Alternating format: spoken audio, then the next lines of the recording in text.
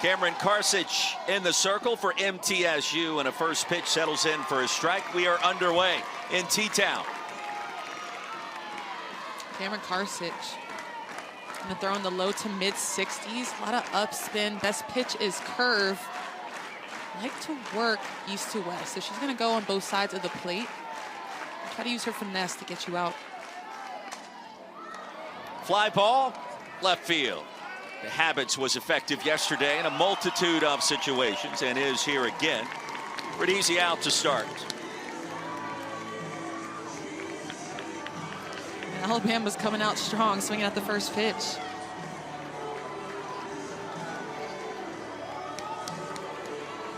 Energy is high as Larissa Pruitt out of the 2-hole once again. Will be due up next, hitting .281 in search of her first hit this weekend. Was 0 for 3 last night against LIU. It's hard to believe day 2 around the country. We will witness 32 teams be eliminated today.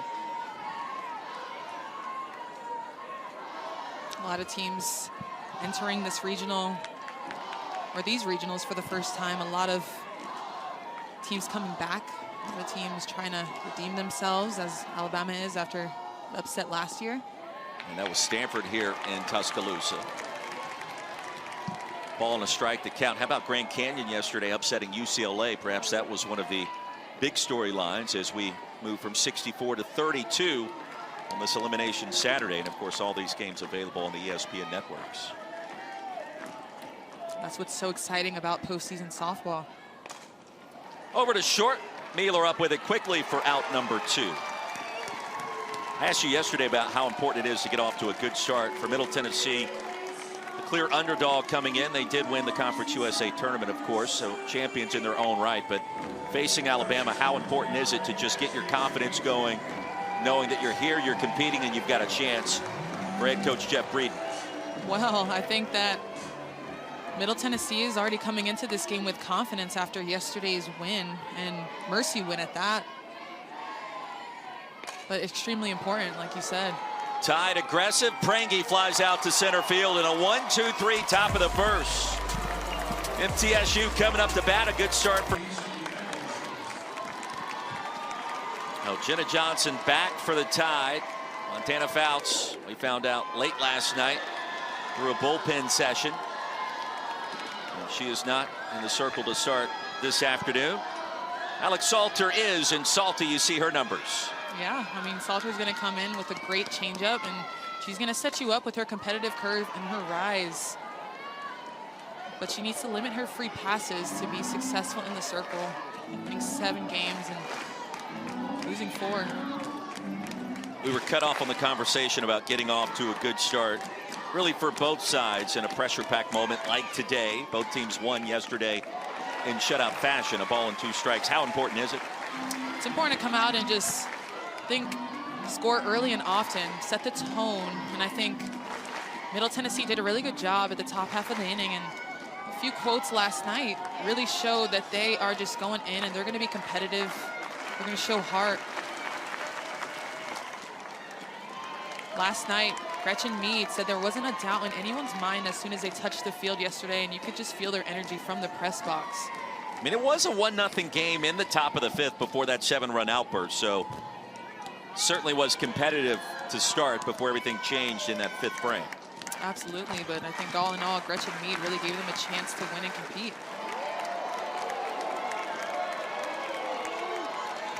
Well, just supporting the notion of getting off to a good start. You lose that opening round game, chances are you're not advancing into the Super. So getting off to a good start for that opener, getting off to a good start in that second contest. A full count, and Eccles has been a tough out all weekend. Been a tough out. Has gone 0 for 3. But it's hard to really slump when you have that much speed. You can place the ball and be able to leg one out.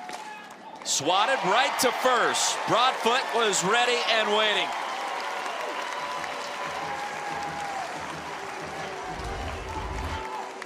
Yeah, Salter just threw this pitch on the inside corner, and Eccles lined one. See her playing behind the bag, prepared for that pull. Not the outcome you want, but still a really great at-bat to set the tone for the rest of the lineup. And here's Mealer. His 3 hits yesterday, drove into a difference maker in that 5th inning. Native of Chapel Hill, Tennessee, and Forest High School. Mealer, all conference first team. Talked a little bit about her in the open, but to center field, going back is White, deepest part of the park, and it's gone. Here come the Blue Raiders. Home run number 11 for the hard-hitting shortstop Laura Mealer.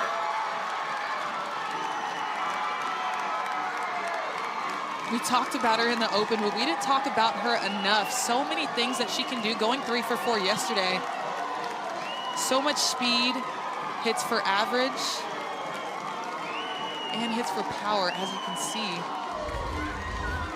Salter just throws this pitch, leaving it on the outer part of the plate, and Mealer just takes this right back up the middle. Almost a no-brainer off the bat. White's not able to get her glove on it. Really great start for the Raiders. Like I said, setting the tone. She was playing the air guitar about 2 minutes ago, was hitting a home run in her first plate appearance just moments later. What a start for the Blue Raiders on the road here in front of this sellout crowd. Ball and a strike to count to Amaya Harris.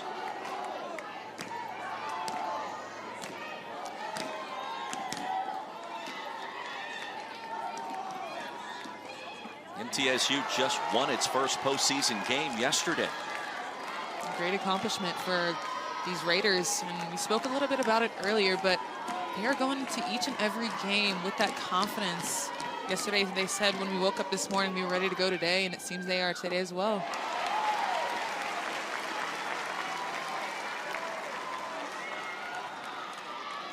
Amaya going 2 for 4 yesterday. You see the hugs in the dugout. They're all excited. Amaya ready to get her 3rd hit of this regional.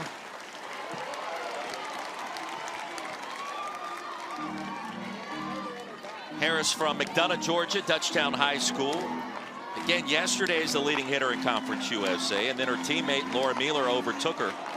Still hitting .390, good for 2nd best in the league. Slow roller, who wants it? Pranky, in time.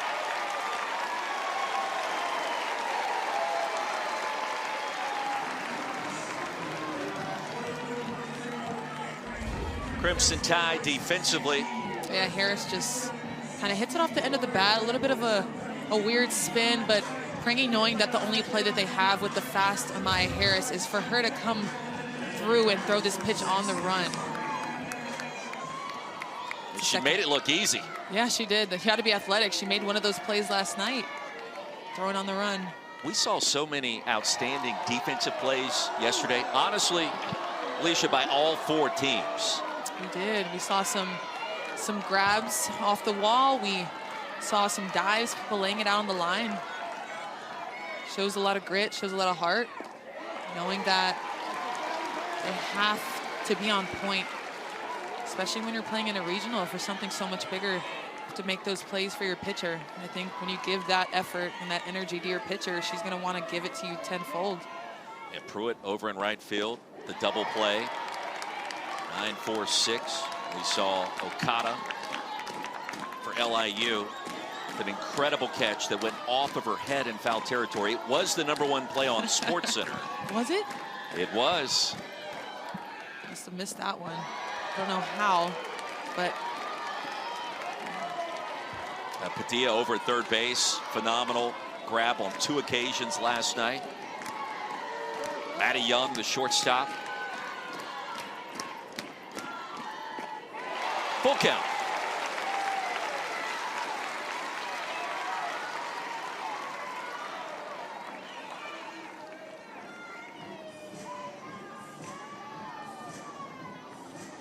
I think for Salter giving up that solo home run, it's really important for her to now pick it back up and reestablish herself in the circle right now.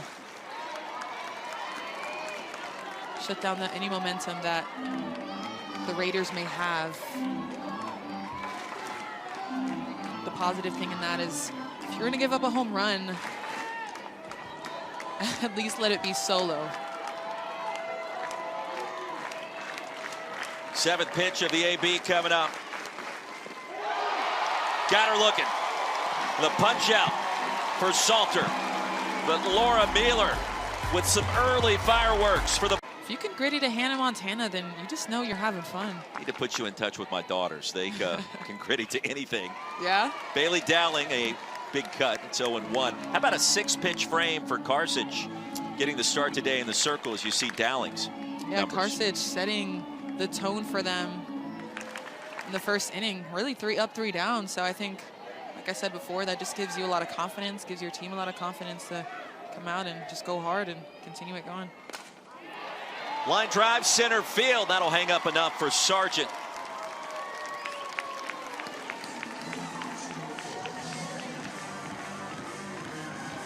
Dowling hitting that ball hard, but the Sargent in the outfield tracking it down, snagging it.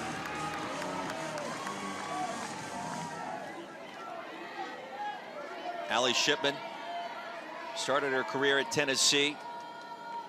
Now here in Tuscaloosa, 2-run home run last night. Mealer stays with it and a great play. Love to see it. Allie Shipman hitting that ball hard to Mealer. Kind of bobbles it a little bit. Maybe the ball plays her a little bit, but she's able to recover and get that out. See all the excitement. I think that just shows her composure. That ball kind of played her a little bit, but she was able to stay calm, cool, and collected and make that out. Speaking of outs, how about 9 pitches yielding 5 outs for Carthage to start? Here's number 11. I'd say she's being efficient. I mean, if you look up the word efficient in the dictionary, that would be a very good starting point. Blue Raiders have yet to yield a run here in Tuscaloosa. Elimination game coming up after this one between LIU and Central Arkansas.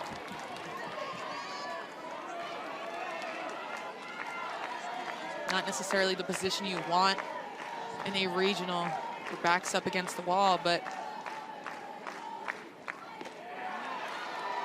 that's just the part of the game. They're going to have to come out and really rally to try to stay afloat, win some more games.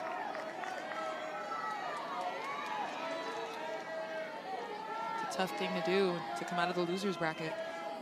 And the 2-2 from Carthage was headed right for our broadcast position. Thankfully, the net prevented that from occurring. Broadfoot 0 for 2 yesterday, 267 on the year. We're safe and sound. I trust you would have just dived over here. You'd have made a play right in front of me. Did she offer? Peel down to first? Yes, she did. That'll be the first strikeout for Carthage. 6 up circle, but his team has showed up in a very big way. 1-0 our score, bottom of the 2nd inning. Alicia Ocasio, I'm Roy Philpott here in the Rhodes House. Jeff Breen, year number 11 in Murfreesboro.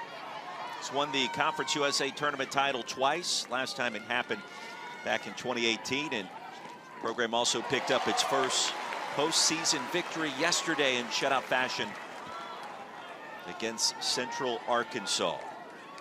I got a chance to talk to Coach Breeden yesterday about what has changed between the 22 season and this season. I mean, they won only 19 games last year, losing 34, and this year, now 40 games and 18 losses. And the biggest thing was just changing their mentality, just working on mental toughness. He said they spent hours and hours just working on that. And he said that was the biggest difference between last year and this year. Nothing else really changed too much. Obviously, you have the, the incomers. Garcia goes around. That'll be the 2nd strikeout for Alex Salter. Salter using that changeup once again. Her last strikeout was also on that changeup. We talked about her finesse and setting up for that pitch.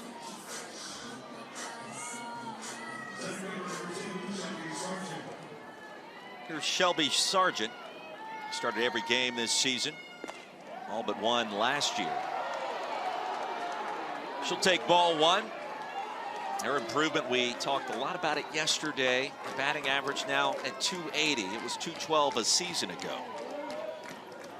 It was 1 for 3 in that opening win against the Bears. And previously in her career, she was mainly a pinch runner and a defensive sub, but ended up earning a starting position. She said she had the outfield ability. She just had to work on her hitting, and you can see the progression in her hitting. Over to first. Broadfoot in time.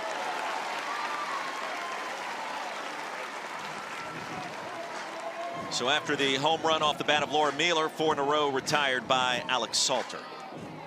And that's what it's about. As a pitcher, you give up a home run, okay, you got to shrug it off and now have that next pitch mentality. Not, you know, think about what you did, but how can you be better? Give your team a chance to win and compete. Popped it up, foul territory. And right above the Crimson Tide dugout behind third base today.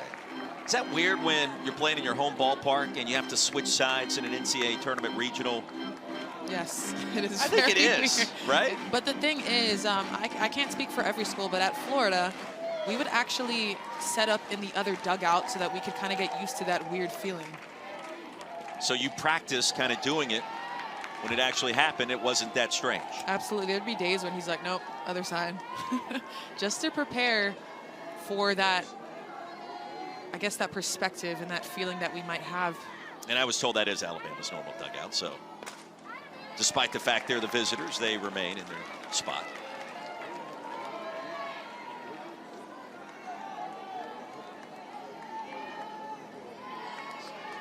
But batting first in your home ballpark, where typically you would come to bat in the bottom half of the inning. Bit different. Here's Blevins, 2-2.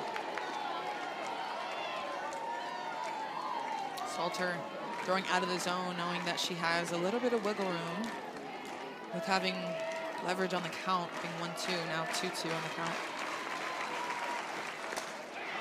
Line drive, deep center field. White going back, and that one's gone. Blevins with home run number 6, and it's 2-0 MTSU. For a moment, I thought White caught up to it. It was close, right at the top of the wall.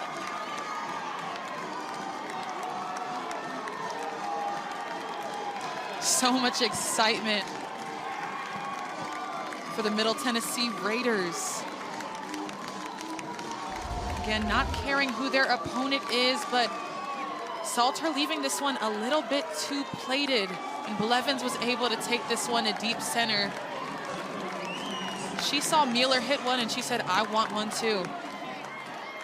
Putting them up 2-0. White just not able to make this play, but really athletic on timing and getting up there.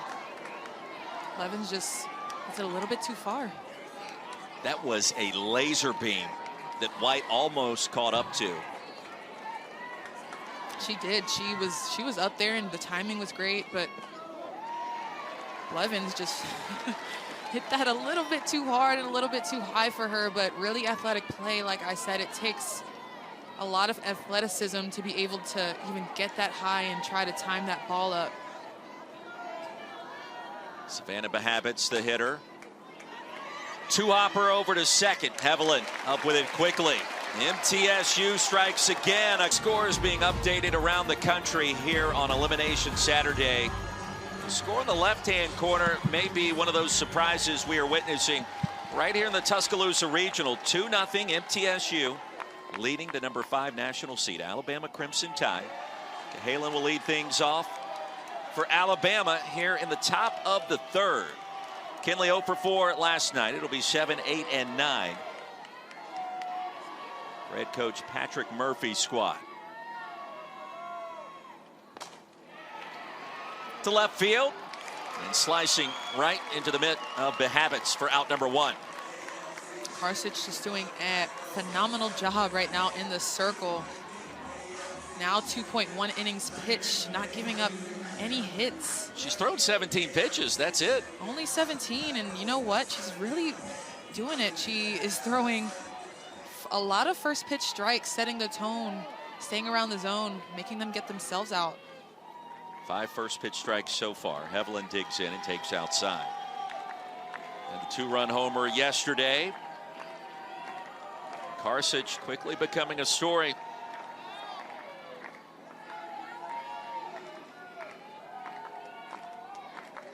I do want to get your perspective.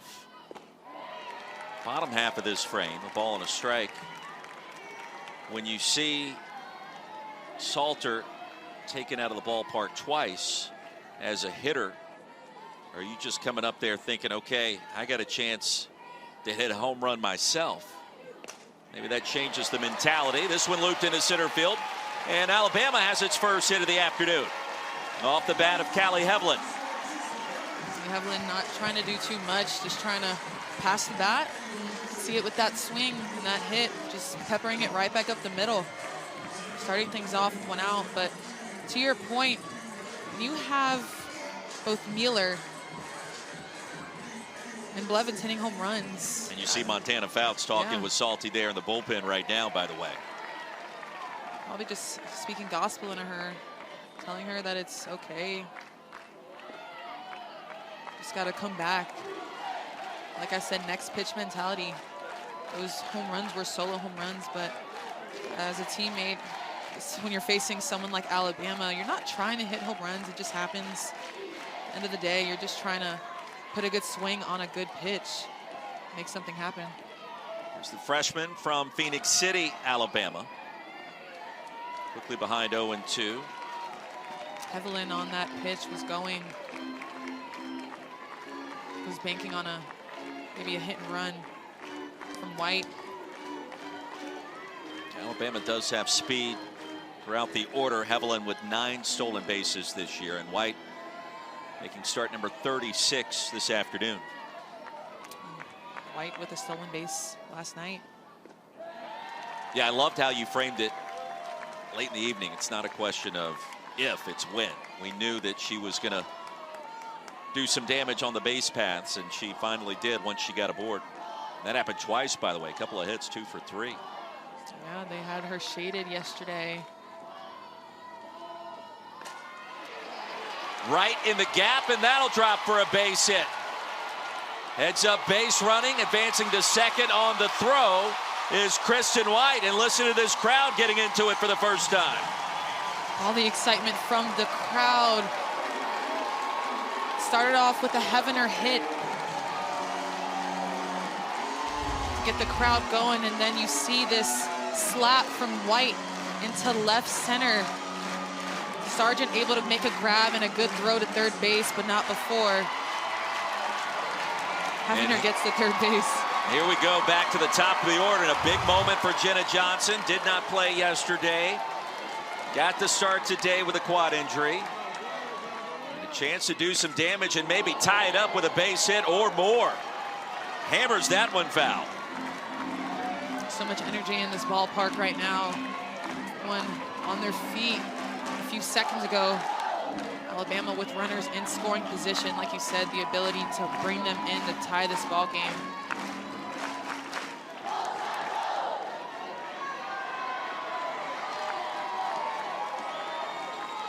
Johnson, the senior from Franklin, Tennessee, takes low. I'd say this would be a good time to call a timeout, maybe.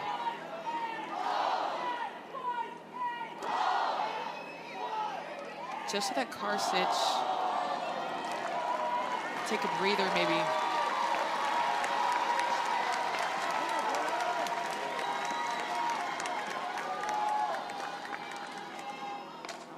Excuse me, swing over to first, bobbled, and a run scores. Everyone's safe. Here comes White, and we're tied.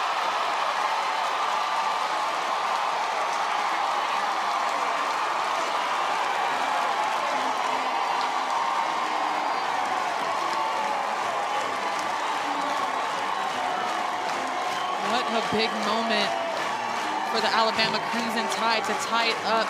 A mishap over there at first base, but Johnson does just enough to make that ball spin a little bit. You can see here she kind of has a check swing, not able to get her glove on it, maybe a little bit too concerned about that runner at third base, but like I said, just enough to have a little bit of spin on it, sliding at first base and scoring those 2 runs off of a mishap and a bad throw. E3 twice is how that will be scored. More importantly, we're tied at 2. Everything in this game just changed in a heartbeat.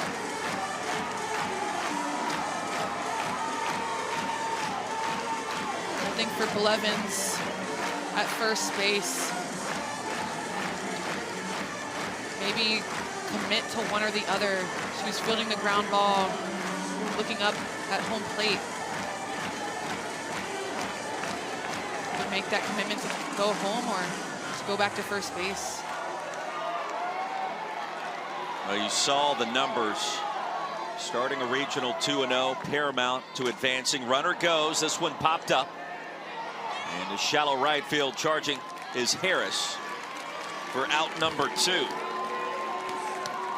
Really good comeback. The car stitch right there. I mean, we do have a pinch runner, Faith Hensley. Well, remember, Johnson with the quad injury was held out last night. Precautionary measure there.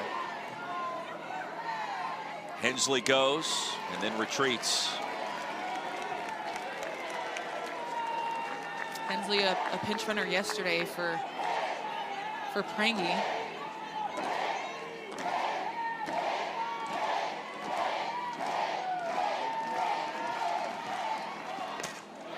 To the gap again. Big turn at second, throw at third, advancing to second as well is Prangy. And again, Alabama with 2 in scoring position and some heads-up base running. Prangy just sends this one to left center field. It almost feels like we've been here before. It's the throw to third, not in time. Hensley just legging this one out. Able to get there and keep 1 foot on the bag. But really great hit by Prangy to open this game up a little bit more. I think what's going to be important for Karsich and the Raiders is to just stop the bleeding. Into left field. That'll bloop in for a hit. 1 run is in. 2 runs will score. Alabama with a 4-2 lead.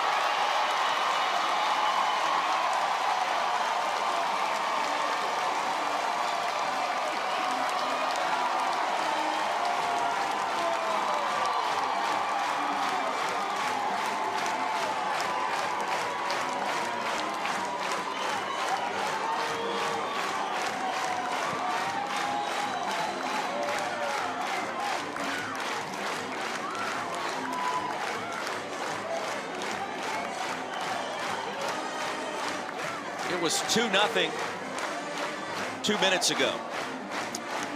It was. That's how quickly things can change. I thought Karsich was doing a really great job up until this point. Now looks like they are switching pitchers now. 4 have touched home plate in this frame. 3 have been unearned. And here's Allie Shipman. Take a look at the new pitcher in the circle for Middle Tennessee. Carrie Munn. Carrie Munn looking to come in and stop the bleeding, get this last out of the inning. She's going to throw in the low 60s and stay east to west and needs to work both sides of the plate to be successful. She's a heavy ball. I want to see her throw her changeup as well today. Got Dowling at second, and Shipman was just hit by that pitch.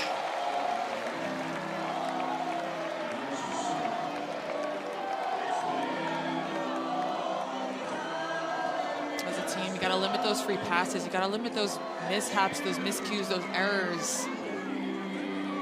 Again, only 1 earned run this inning from Karsich. You give up those free passes and don't secure the ball, don't take care of the ball, then it's going to come back and bite you at some point. but nonetheless had a really good first and second inning, going 3 up, 3 down. Ninth hitter, the Crimson Tide here in the third inning, inside for ball 1.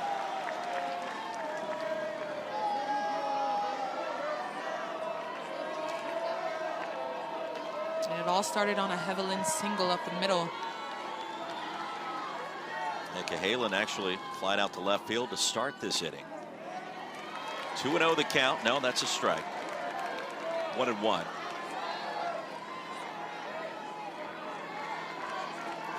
And there's so much intensity and energy in the ballpark right now for Alabama, but at the same time, the deficit is only 2. They have a chance to come back and chip away. To center field, and Sargent tracking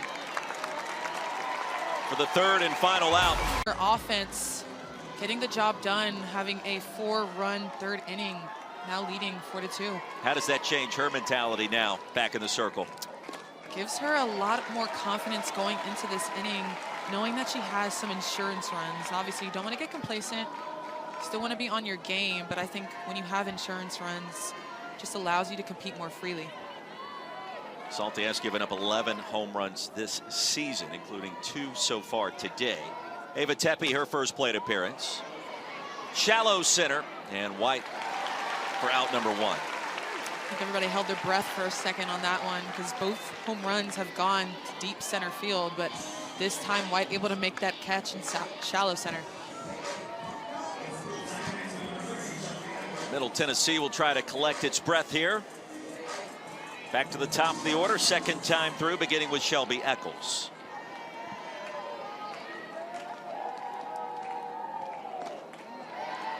It's a 4-run outburst by Alabama, and Alicia was going to say 2 errors over at first base on that one play by Ainsley Blevins. She had 2 errors all season long, 57 starts.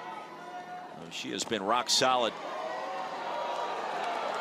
When you play teams like Alabama, you just cannot take breaks. You almost have to play perfect softball and just kind of slow things down a little bit so that you can make those plays and get back into the dugout to chip away.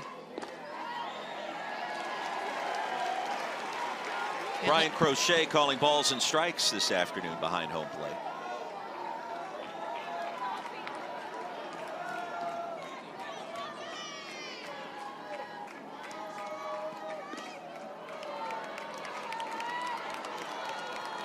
Salter doing a good job in the circle. Has 2 strikeouts, both on changeups. So we're seeing her set these batters up a little bit to get to that pitch. And the 3-1 is ball 4. And with Laura Mueller on deck, it's worth watching right here and right now with Eccles now standing at first base. Flexing a little bit. Now looking for some redemption with that last inning to come out and maybe score a run, or who knows, maybe hit another home run. 11 on the season. First pitch changeup from Salter that time. Another one for a ball. Looks like Salter is trying to keep Mueller off balance a little bit. Kind of had her number with that outside pitch last at bat for her. Wanting to keep her on her toes. Now Mueller certainly worthy of being careful with from Salter's perspective in the circle. Last 4 ABs, 3 singles and a home run with 3 RBIs. Just foul right past third base. Mueller leading her team in home runs, RBIs, walks, doubles. She has 19 on the season. Second in the NCAA coming into this weekend. Hitting .411 with runners on. Big pitch here from Salter. Big pitch and big swing.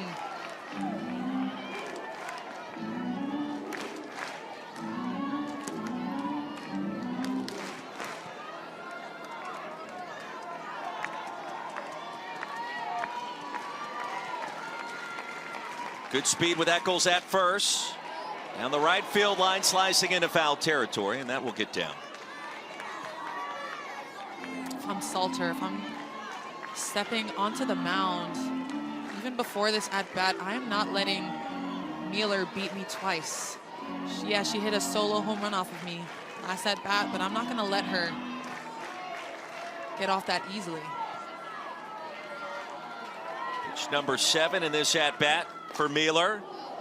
Turned on that one quickly, and that's foul territory, but home run distance. Oh boy. A long foul ball, nothing to worry about for Salter. And now you're going to tell me a pitcher's pitch is coming up next. Got a little bat flip. Yeah, she was hoping that one went out for sure. This one down the right field line again. Onto the grass. Mueller is just on her. This will be the 9th pitch. Excuse me, this will be the 10th pitch of at bat.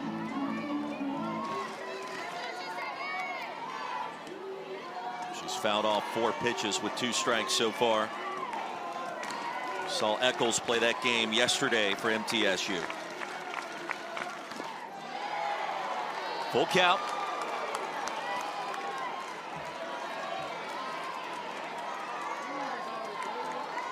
Excuse me, this will be the 10th pitch.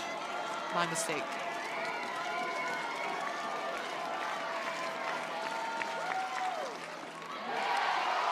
High and tight for ball 4. Tying run aboard. And the fans did not like that call. That was a great pitch by Salter, painting the inside corner. Maybe thinking she should have gotten that, but kind of tails a little bit too inside. Mueller with such great discipline at the plate, fouling off a ton of pitches, having a long at bat, being able to come out on the other side. And again, what can't Laura Mueller do? It's for power, it's for average, but also has great discipline at the plate. Don't forget to add her speed, having 26 stolen bases. I'm sorry, 28 stolen bases on the year. Back-to-back walks. First 2 issued by Salter this afternoon. Maya Harris, the outside corner. 0-1. And the sun now peeking through here in Tuscaloosa. Middle Tennessee looking for a couple of rebound runs. Over to second. Heveland came up with it, but only after the bobble. Everyone is safe. E4 has them loaded for MTSU. And I think what's been so impressive to see, Heveland just bobbles this one, not able to secure it. Now bases loaded for the Raiders, but what's been so impressive to see has been the composure that Middle Tennessee has had with their backs against the wall, with the score being 4-2. Without a hit, Blue Raiders have the bases loaded, just 1 out, couple of walks, E4, and now a conversation in the circle in this critical moment. Both sides will convene to talk about the strategy, with Anise Harvey due up next, followed by Julia Garcia. Lance McMahon coming in. Big hit for Coach Murphy, going back to last year, right after it concluded. 12 years of Power 5 experience coming here to Tuscaloosa. He's been a difference maker.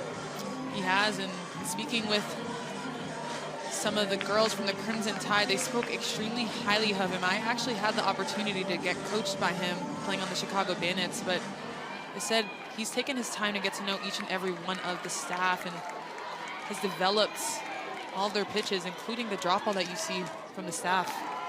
First pitch strike from Salter to Anise Harvey. 0 for 2 last night with a walk. Struck out in her only appearance at the plate today.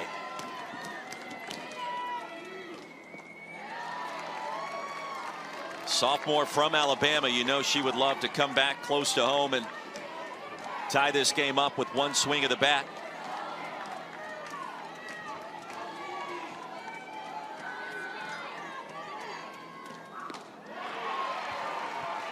Eccles over at third base. Mealer at second. Harris over at first for MTSU.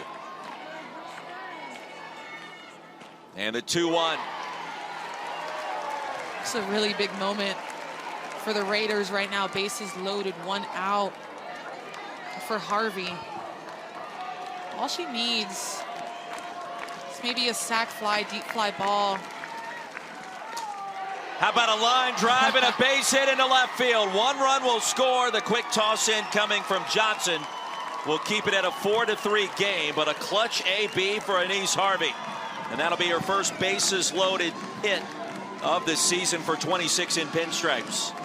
And that means a lot for the Raiders coming up in those big moments. You see Salter here pitch a little bit too plated, a little low, and Harvey gets her bat to it, driving this pitch into shallow left field, getting an RBI in her first hit of the regionals. How about this fearless start for MTSU today? Not backing down after giving up the 4th spot in the top half of this inning, coming right back.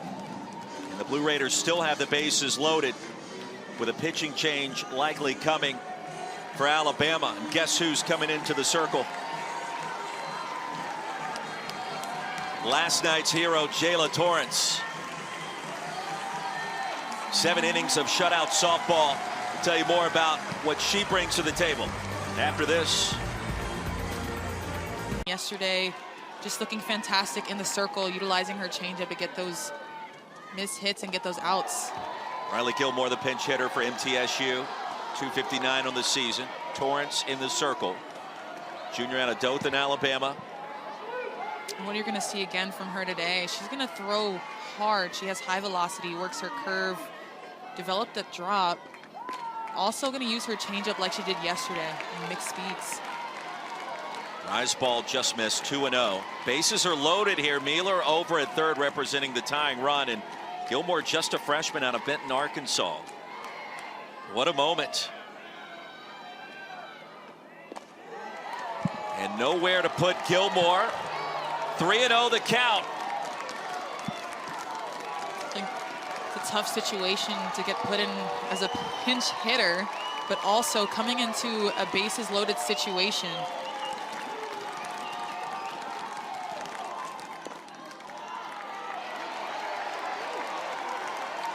Torrance coming back, her first strike, but still kind of lacking in that count leverage. She has to go at the batter right here. Just a 55th at bat for Gilmore this season, and it produces an RBI, and we're tied at 4.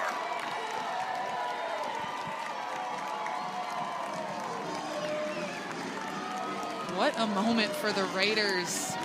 And it all started with an Eccles walk.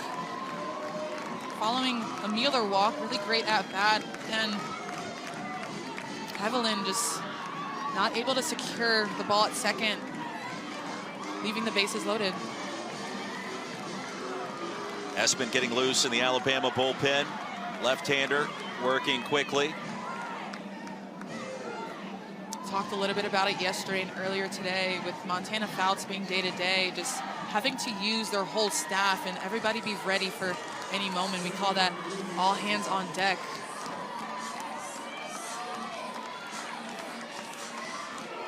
And here comes Shelby Sargent after the incredible run at the Conference USA tournament. Smacked 6 doubles. Was absolutely on fire and takes a first pitch low.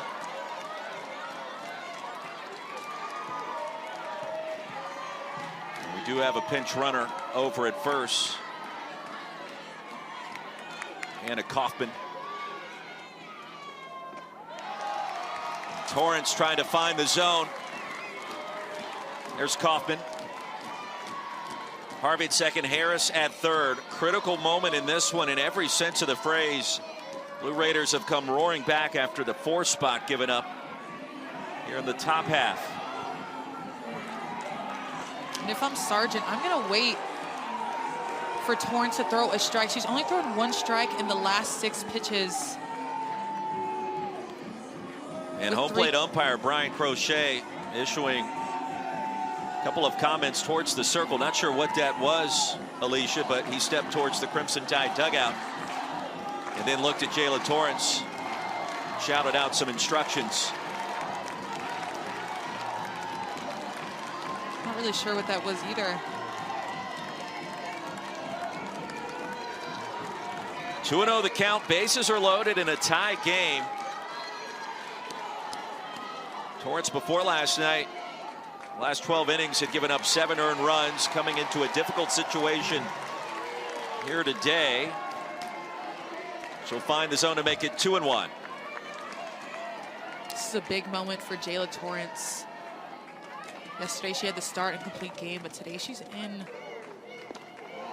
a little bit of a different position, having to come in with bases loaded. Like I said, it's not an easy predicament to come in, but it's her job to get out of this inning, to give her team a chance. Does Sargent get the green light here? Yes. And it's caught against the wall. That'll be deep enough to bring home the runner as Harris touches home plate. A lot happening there as MTSU re-grabs the advantage. But Johnson, running into the wall, made the play cleanly.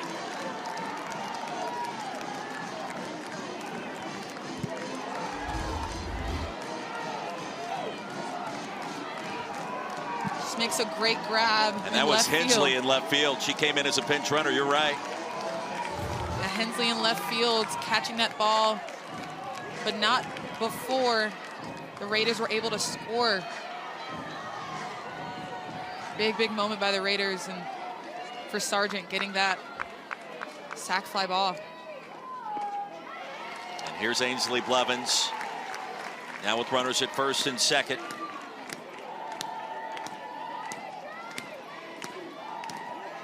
I remember Johnson dealing with the quad injury, was held out last night.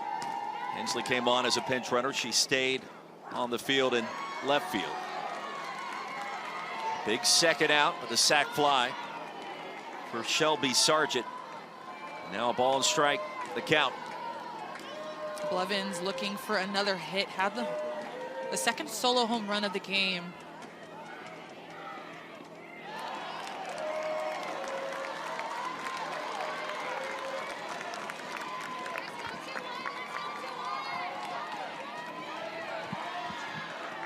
I think Torrance just has to find her groove right now.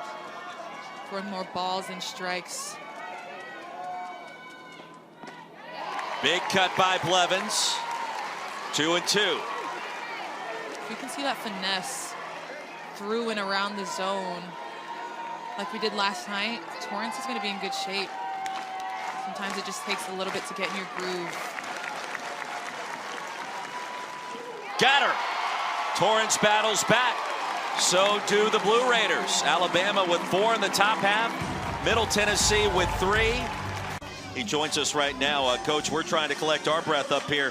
What's it like down there from your perspective so far? Same thing, and that was a hell of a catch by Faith Hensley. Wow. With the bases loaded, because at that time we needed outs. Sometimes you say don't catch it, a foul ball, but that time we needed that out. She made a great play. You guys are going tit for tat right now with the runs. What can you do better this game to make sure that you are stopping the bleeding? Right, and I call it yo-yo softball. We score, they score, we score, they score. We need a pitcher to get out there and say they're not going to score, and that's it. That's all they're going to get. And, you know, you see a product of a really hot team right now. So we need to make better pitches. We need to figure out where the strike zone is according to the home plate umpire, and then put the pitches there. Best of luck rest of the way, Coach. Thanks a lot, Coach, for being here, you guys. You got it. Faith Hensley in left field, coming in as a pinch runner in the previous frame. How about it against the wall? Knowing how big this moment is, making that leaping catch. So much athleticism, not caring that she might hit the fence. Looked like there was a high five involved in there simultaneously. Yeah, a lot of things going on over there. Holy cow. Cahalan will lead things off. 7, 8, and 9 due up for the Tide. Kinley's 0 for 1, 291 on the year.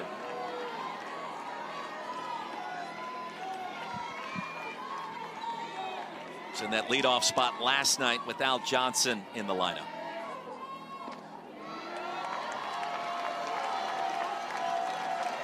Your observation up to this point on what we've seen with the strike zone. Does it feel like from our perspective it's getting any bigger? But in these moments, obviously, those calls get magnified at times.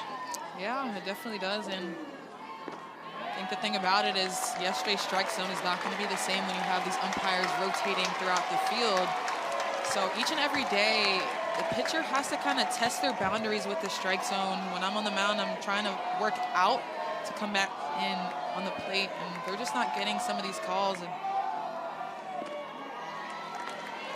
looks like they just got one they wanted, but I think all in all, you have to adapt to the umpire strike zone to be successful. Kerry Munn.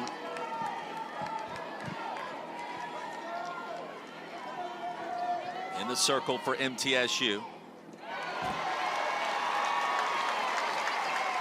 Leadoff batter aboard. Ahela now standing at first. First walk issued by MTSU pitching. Good start for the Tide here, the fourth inning. Kerry Munn only facing 3 batters thus far with a hit by pitch, a fly out to center field to get the last out of the inning. Now a walk.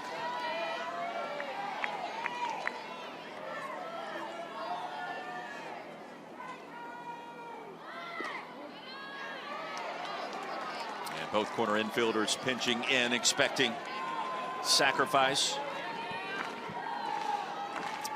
Evelyn showing bunt on that last pitch, maybe trying to exercise that sack bunt. Get him on, move him over, get him in. This time swinging into the stands. Callie Hevelin, 1 hit so far over the course of the weekend. It was a blast and a very big shot. A moonshot, if you will, to left field. Indeed it was. She sent this ball into orbit.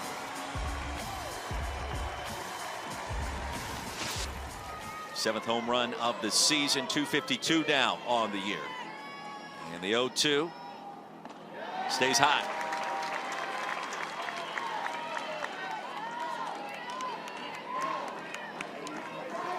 Yo-yo softball, I think that is a very good way to describe what we are witnessing with all the runs being scored by both sides. Yeah, it's like a push and pull. Munn delivers the 1-2 upstairs again. See the catcher setting up for that pitch, knowing that Munn has some count leverage, having 2 strikes and 1 ball. Now kind of having to go back and attack Hevelin, the count being 2-2.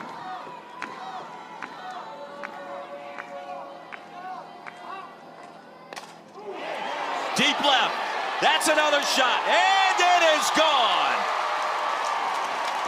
Callie Hevelin, second home run of the weekend.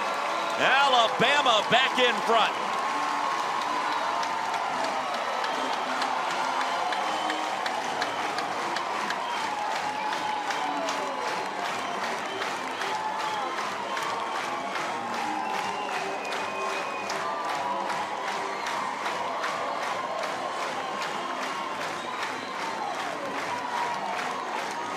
So much excitement here for the Crimson Tide. With the go-ahead run by Hevelin, she knows off the bat again that she has simply annihilated this ball into left field. It's almost giving me deja vu. Last night she did the same thing. Really big hit by Hevelin to put the Crimson Tide up now by 1 run. The Houndstooth all around, 6-5. Our new score. Kristen White coming in to bat next. Hevelin, the sophomore from Three Rivers, Michigan,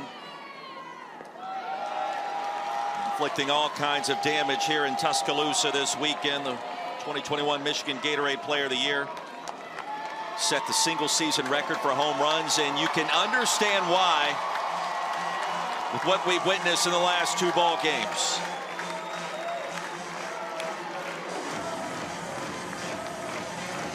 Evelyn with the Hemsworth hat. Wonder what the story is behind that one. Still a lot of energy. Kristen White. 1-1. Fans have not been happy all day with the calls behind the plate. Like I said, it's up to the batters and the pitchers to adapt to the strike zone. One thing you cannot control. I don't think I could be an umpire. That's just me. Toughest job in sports. Maybe the two head coaches in this ball game would disagree with me on that.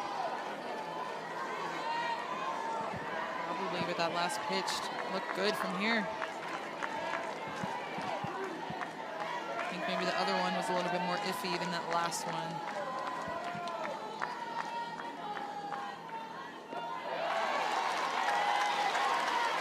Kristen White. Yesterday, Long Island was playing them in an extreme shift. They had 3 infielders on the left side to try to stop her. I guess her spray chart is showing she hits a lot of balls left side, but she went against her spray chart a few times. And she's got 3 hits this weekend. No matter the shift, make it 4. We used the phrase yesterday, wreaking havoc. That's exactly what she does, stepping into the batter's box. And speed never slumps. I mean, she slapped for power yesterday. She slapped one through the infield. She slapped one to the infielders and beat it out. And now she's just chopping the ball and, like you said, creating havoc. And she's going to come in and use her finesse, throwing that curveball, that screwball, utilizing her off speed. Jenna Johnson, the hitter. She re-enters the game after Hensley came in as a pinch runner.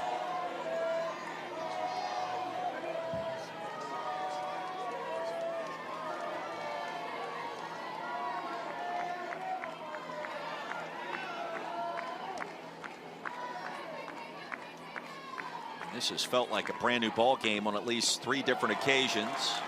Rise ball misses.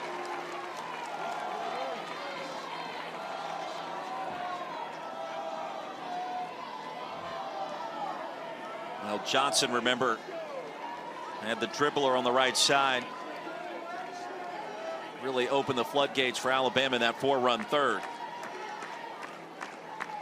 2 errors committed by Blevins on that play. And everything started to change for the first time. 3-0. This is another situation where Woods has to try to find the strike zone right now. And it's not an easy one to be in, but in order to compete, you're going to have to make some adjustments, throw it around the plate. Crimson Tide have already cranked out 6 hits. That's a strike. NTSU with 3. Good to see Johnson back in the lineup. We had a great conversation with her this past week.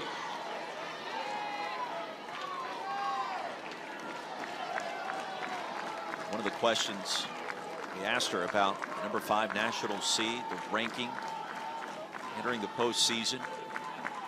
Narrative that Alabama was slated too high by the committee. It's not something that they've been paying attention to, but they certainly are aware of the fact of what's being written, what's being said. And I think that is what's most important. You look internally, you know what you can produce, you know what you can do and provide, and not looking at the media or what the fans or what anybody has to say, just knowing what Alabama's softball is about and showing everyone why they're the 5 seed is what's most important. We saw 2 seed go down yesterday in UCLA. Runner goes, pitch was high. Now runners at the corners after the walk issue to Johnson. Excuse me, at first and second after the walk to Johnson. Second time she's been aboard today.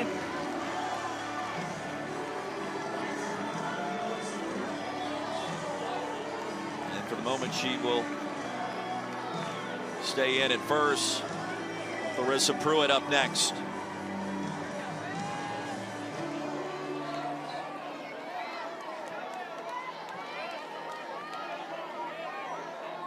Pruitt has been sensational in right field. The first game and a half here in Tuscaloosa. Lays down the bunt. That was perfect. Only play at first. It's dropped. Here comes a run home. Kristen White makes it 7-5. And everybody's safe.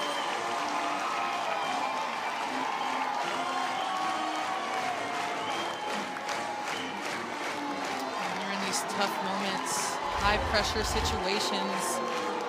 Just can't make those mistakes. This would have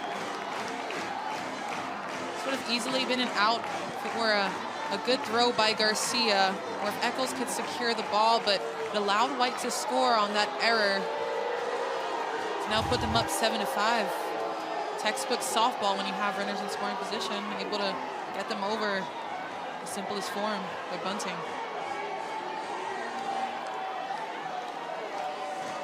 Well, they sent White back to third and Johnson at second. And hold on just a minute. And Patrick Murphy wants to know what just happened. We'll take the run off the board. And everybody's back to their original base.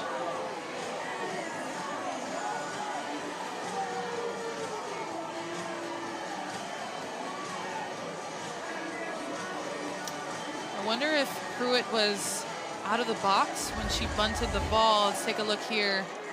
Oh, her foot is, it's clear as day, it was in front of home plate. And you have as little of a pinky toe out of the box, you're called out.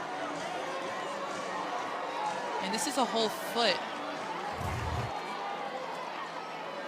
6-5 the score. 0-1 the count. White at second, Johnson at first. Pruitt remains in to hit. She'll lay down the bunt. Another opportunity for Garcia. This time the throw accurate and the catch was made. After all of that, runners at second and third after the sacrifice. Then went 5-3. Gives them a new life. Having Pruitt getting called back. Still runners, both runners in scoring position, but gives them a chance for a do-over. Maybe get out of this inning and hold these runners on second and third.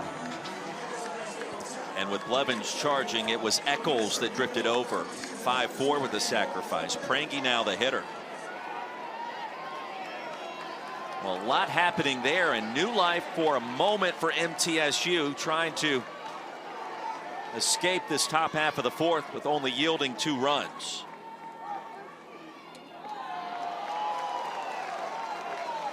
Prangy with a walk today and a double in the left center gap.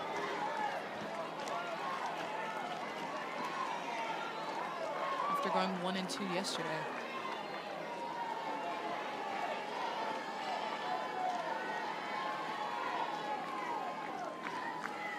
Prangy started her career at Ohio State. She's been all conference in 2 leagues, 2 Power 5 leagues, the Big Ten and the SEC. 16 home runs, top 10 in the conference. We've seen a couple of foul balls that have traveled a long way.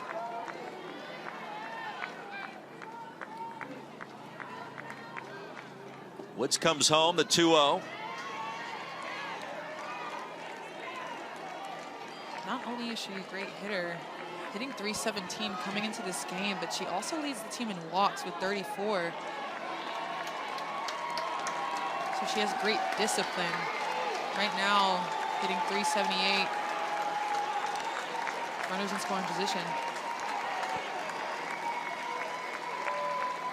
How many times have we used the phrase big moment here in Tuscaloosa today? That one will be caught and snagged out of the air by Garcia. It's a really big out by Woods, getting Prangy to line one out to Garcia. Garcia catches this ball, automatically looks at the lead runner to see if she has a double play opportunity, then goes and checks out second base, but a really big out for the Raiders. Runners in scoring position, but with 2 outs, now have the ability to just get one. Johnson at second, White at third. Here's Dowling into left field. 1 run is in. Here comes the second, and the throw will be cut off. 8-5, Crimson Tide. Dowling has driven in 4 runs today.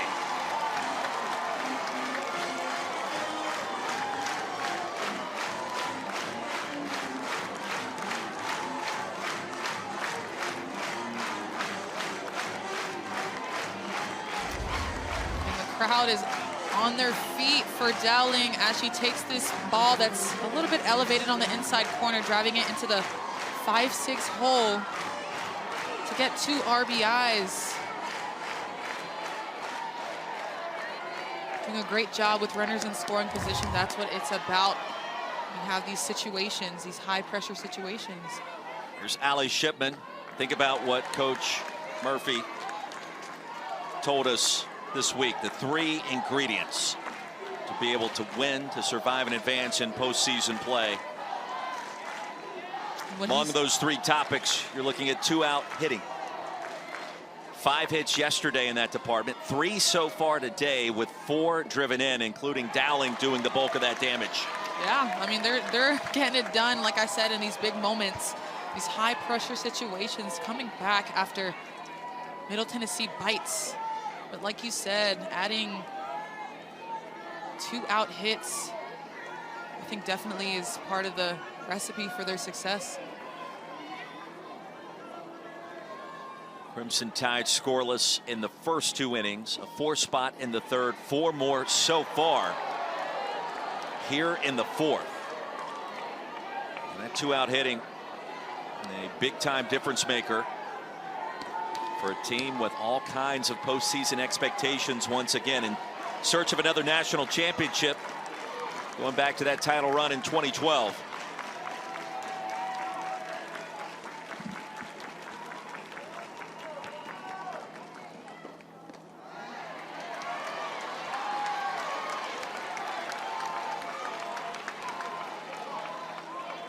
The Raiders producing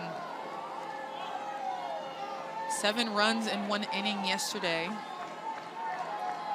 With the 3-run deficit today, I think if they are able to stop the bleeding and just hold them down offensively, they can get back in the dugout and try to put some more up. They've already showed that they can play well with their backs against the wall offensively.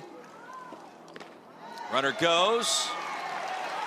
And on ball 4, another walk. Inning continues. Emma Broadfoot would be due up next, and let's see if Coach Murphy wants to bring in a pinch hitter, and I believe he will.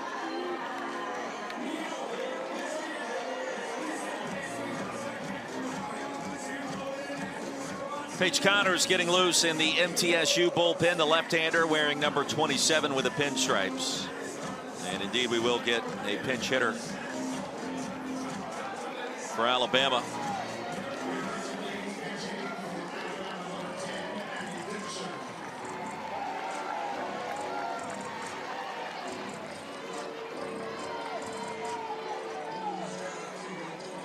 Abby Dukeshire.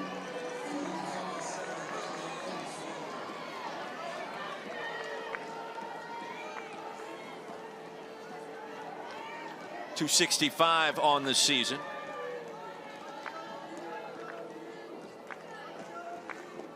Runners at first and second, outside for ball 1.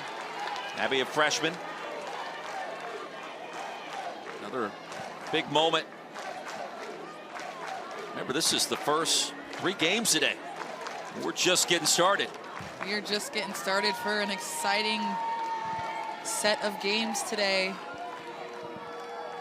in Tuscaloosa. Got a great crowd. Fans bringing the energy. No doubt about that. Dukeshire takes outside. It's 2-0. Elimination game coming up about half an hour after this game concludes, between LIU and Central Arkansas. Winner of that game will get the loser of this one later today in our 3rd game on this Saturday here in Tuscaloosa. Conversation back in the circle being had with Claire Woods. Part of the last hour or so. And a real difference maker in postseason play. Dowling at second, Shipman at first. 3 balls and no strikes. We talked a little bit about the crowd with Coach Murphy earlier this week, and I mentioned, you know, how does it feel to just have your crowd? You have a great crowd selling out and being the top D1 school in softball, your fan base. He said, you know, we give the fans the energy and they give it to us right back. Just spoke on how that translates into the product on the field. Yeah, he said it's a two-way street. It's a relationship between the players and the fans. That energy gets passed around. And I think the one thing he told us that really stands out to me, it's like, hey, we got 3,200 season tickets sold. We seat 4,000. We need a bigger venue. We need more seats here in Tuscaloosa. Coach, we're with you, and we agree with you. I'd love to see a softball stadium that has seating surrounding the whole entire softball field. I think you could do it here. I think you could. Fourth walk of the inning issued right there, by the way.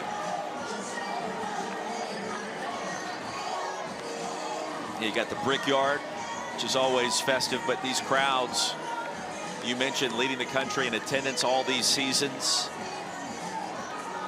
Some Beaver out there in right field. From Central Arkansas. Crimson Tide have the bases loaded again. Cahalan takes low and away. And really a chance to break this game wide open. Dowling at third, Shipman at second. Dukeshire over at first base. 8-5. 4 runs are in here in the top of the 4th.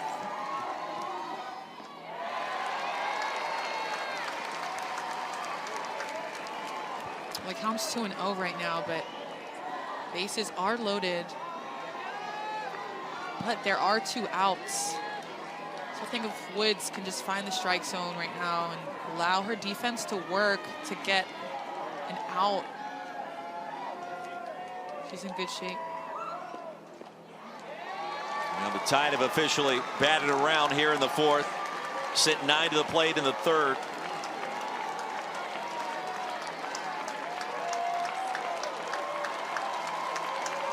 Cahalan's hitting .333 with runners in scoring position this season. So she has been here before and she has produced. In the dirt, an RBI. It's 9-5. Second time Cahalan's been walked in this inning. And everybody moves up a base.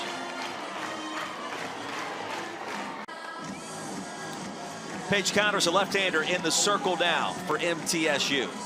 And Paige Connors is going to give you a different look. Like you said, left-hander coming and zipping through the zone with that curveball and utilizing her off-speed to keep hitters off balance. And I think that's exactly what she needs to do right now.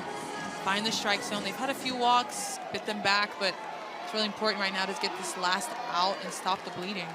How easy this won't be, considering who's up to bat in Heveland.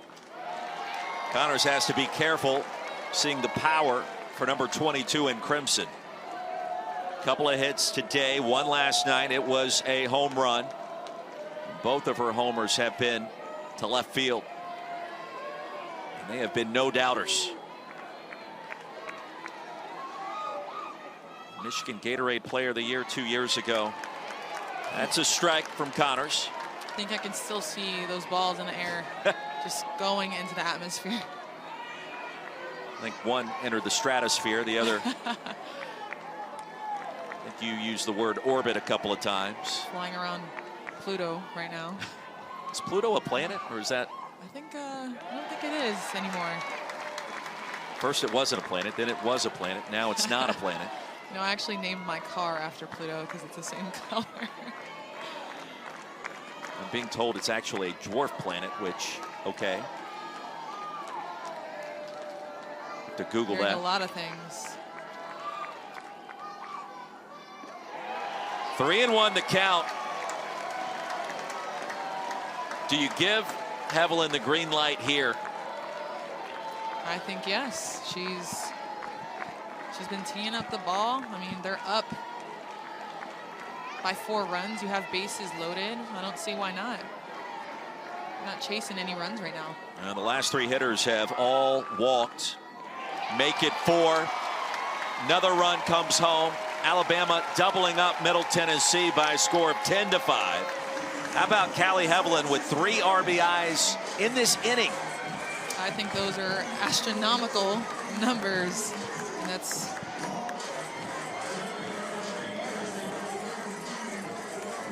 good use of the word astronomical on the Pluto conversation. Just perfect segue into something. 6 runs have scored for Alabama here in the 4th. 10 in the last 2 frames. And 4 straight free passes as a way of changing things up for Coach Murph. Middle Tennessee has been out there quite a while. We're going to come back in, I think, for these moments, just controlling your heartbeat.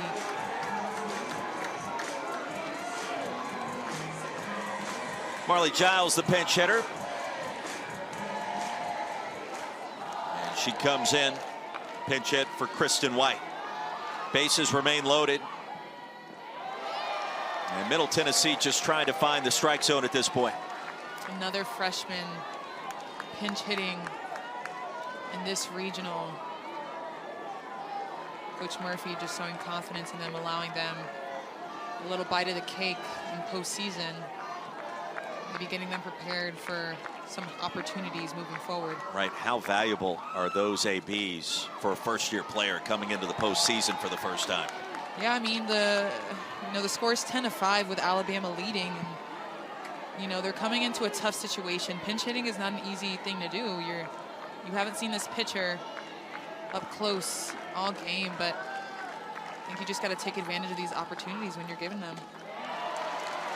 High and tight, 2-1. I assume it can be a little bit nerve-wracking, though. First pinch hit in a regional.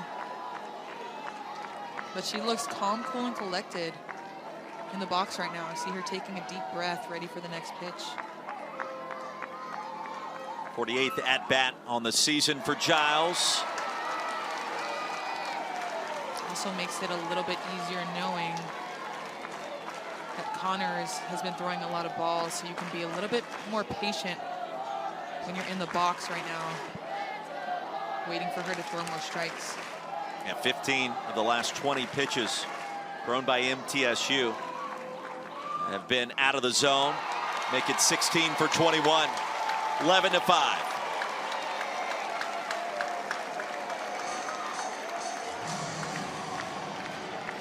And Jeff Breeden to make another call to his bullpen.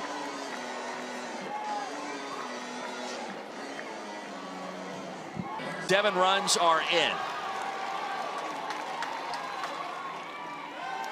And Jenna Johnson, that pitch in the dirt, throw back home.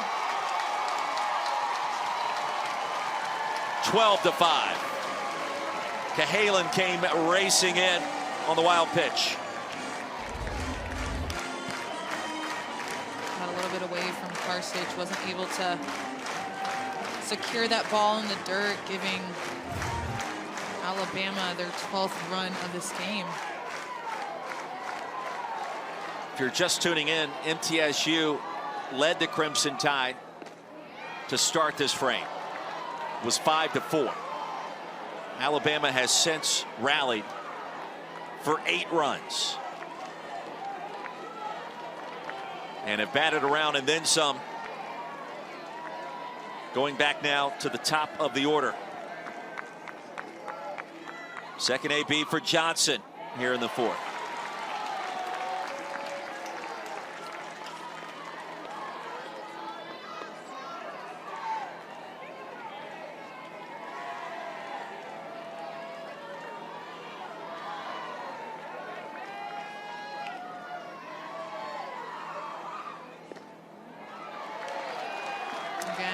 Marsich just looking to get that third out of the inning.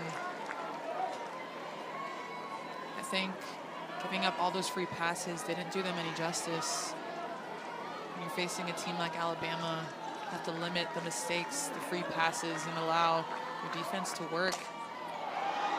Straightaway center, that will be playable. Shelby Sargent for the third and final outs. Coach, the message down there in the dugout, everything was going great until that last half inning. What are you telling your players right now? I told them right before we went to the dugout there that they've not stopped us all day.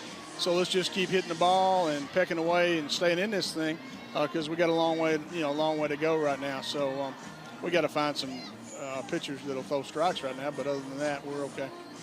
Yeah, and you guys have had really great energy all game long, but how do you keep that energy up to come back? I mean, yesterday you had a 7-run inning, but how do you come back today and just rally on? You just play one pitch at a time and just keep swinging at it and doing the best you can. We'll keep our energy. There's no question about that in my mind. It's just, can we score enough runs to score with them right now? Coach, appreciate the time. Best of luck rest of the way. Thank you all. Thank you. Jeff Breeden leading the charge for the Conference USA champions MTSU. We certainly appreciate that time after that last frame. And tell you what, to his point, this team has rallied all year long. They're used to close games. They've rallied earlier with that 3 spot after Bama scored 4 in the third. Let's see what happens here, Alicia. Yeah, we'll see if they can do it again. As seen yesterday, rallied 7 runs in 1 inning. It'll take obviously the whole village to be able to do this and pass the bat. They still have a little bit of time. Obviously want to get that 1 run because they are close to run rule territory. 8 after 5. Right now it's a 7-run advantage. Habits is the hitter, quickly behind 0-2 to Jayla Torrance. You can tell Torrance get those 8 runs on the board. You kind of walk back in the circle. A bit of a different mindset, I would say, right? Just a little bit. I mean, you have a lot of insurance runs, but that doesn't mean that you don't go out there and try to fine-tune your skills. I mean, you are heading into postseason. While you do have a little bit of wiggle room to play around with, you still want to put the best product out on the field, just moving forward and being crisp with your pitches. Like I said, moving into postseason. Swung on and miss. Strikeout for Torrance. Torrance again, a phenomenal outing last night, pitching a full 7 innings, giving up only 4 hits. Yeah, we talked to her last night after the game, and she said, yeah, I was utilizing my changeup. Really, that's the first time that had come into play as Tepe was hit. Pitch came too far in from Torrance. Yeah, and anytime you can change speeds to keep batters off balance, keep them on their toes, you're going to be in good shape. Yeah, she had a changeup. She worked it last night. But if you take a look at that last pitch.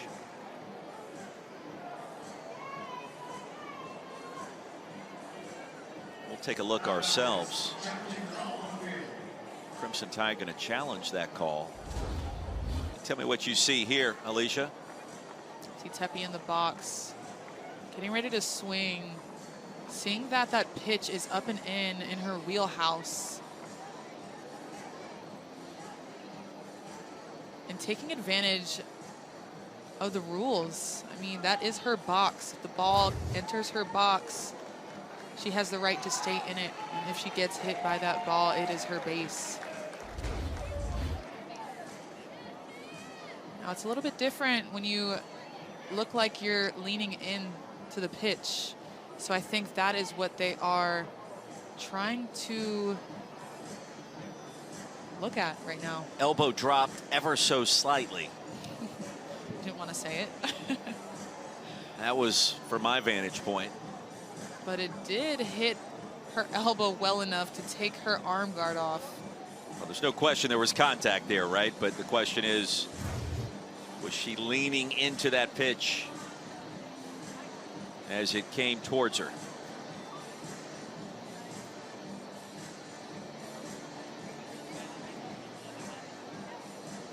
And this veteran umpiring crew led by Brian Crochet having a look right now at the same replays we were just investigating.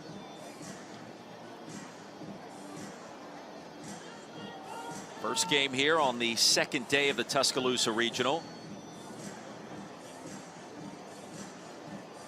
Elimination Saturday, where 32 teams will officially exit the NCAA tournament today around the country. You know what? I don't blame Tepe. I mean, she stays in the box. Right now, I think you have to take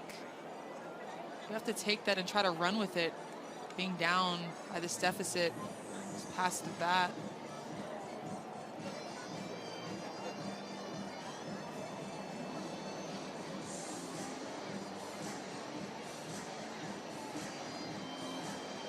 Got a lot of looks on this one, huh?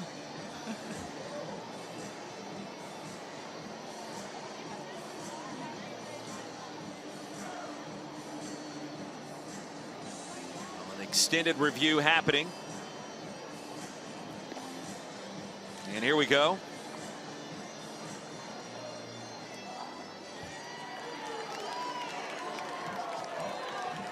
And they upheld the call.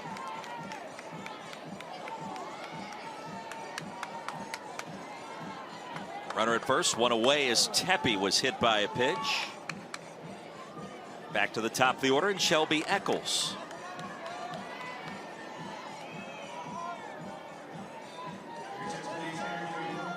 Pinch runner will come in to replace Tepe.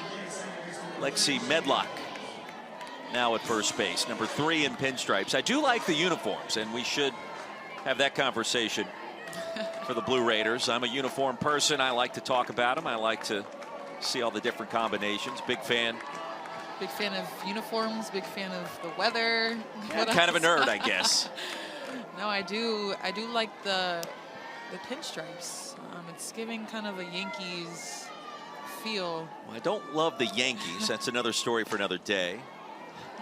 Ball and a strike to Eccles. That's where we're going to have to disagree. We agree on the uniforms, but both disagree on the Yankees. But definitely love the pinstripes. It kind of gives it a vintage feel, a throwback feel. Told you about Medlock over at first. Eccles drew a walk her last plate appearance. Medlock pinch running yesterday for Julia Garcia. Another opportunity here for her to advance and maybe score a run. Well, you and I, Alicia, have talked a lot about Eccles and what she has done at the top of the order for Coach Breeden. Seeing pitches. This is her 8th plate appearance. Already has seen now 44 pitches. Yeah, she's running these counts. This one, in fact, 3-2 now. When you have somebody at the top of the lineup who can see pitches, who is a pest at the plate, it sets the tone for the rest of the lineup. High in the air and to left field. Johnson, who's back in there for out number 2.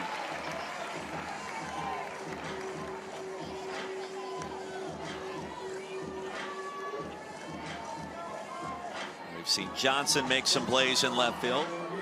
Hensley has done so.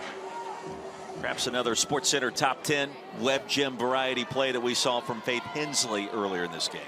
Yeah, you saw her kind of make that leaping grab in foul territory. It was a big web gem, as said by Pat Murphy. See her with her bucket hat over there, smiles and jokes. Back to Laura Mueller. Has reached twice Solo shot in the first, walked in the third. Miller has just been so good these past 2 games, going 3 for 4 yesterday. Said before, she's hitting for average, but she's also hitting for power with that rocket over the center field fence today. 397 now in this season, behind in the count here. 1-2.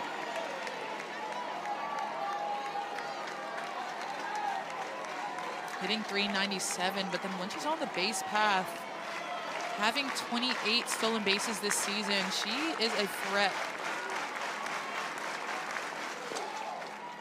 Over to first. Broadfoot unassisted for out number 3. 12-5, headed to the 5th. And away we go, tied back up to bat. 2, 3, and 4, Pruitt, Prangy, and Dowling. As Karsich remains in the circle for MTSU. This game has seen all kinds of ebbs and flows so far. 2-0 lead by the Blue Raiders. Bama then grabbed a 4-2 advantage. MTSU rallied for 3 in the third. It was 5-4, and then everything really shifted in the fourth. That 8 spot by Bama to really seize control. There were a lot of free passes that inning. I think Alabama really just broke it open in the fourth, like you said, opening up the 8 spot.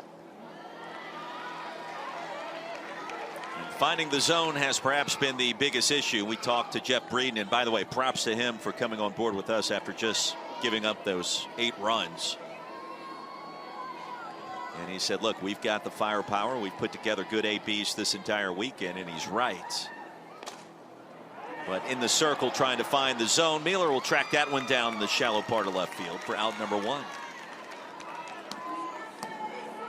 And the Raiders have used all 4 pitchers today. Karsich, who is in the circle now, started this game going 3 up, 3 down the first and second inning, getting taken out with Munn coming in.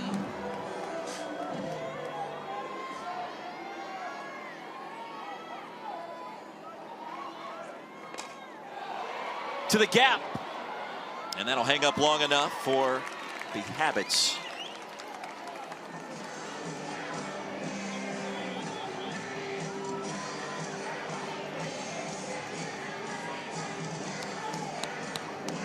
Karsich looking for her third 3 up, 3 down inning.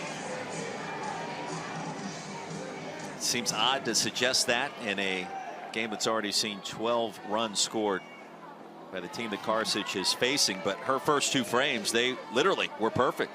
Alicia. They were. And I feel like in this situation with being down, Dowling pops it up in the circle, and Garcia, the running catch yesterday. Battle against Florida State as we speak right now, and a host of others. I know where I'm going to be in February next year.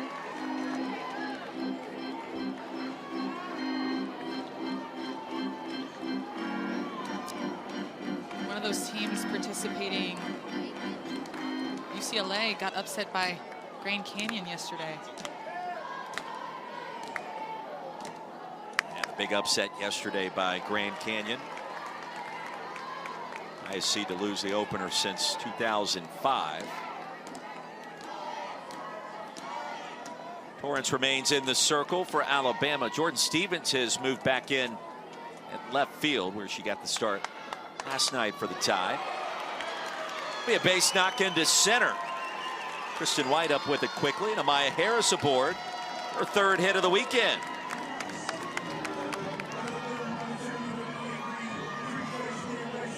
Amaya Harris, knowing how big it is to lead off, having a good at bat, and goes right at Torrance, driving it right back up the middle for a single to start the Raiders off.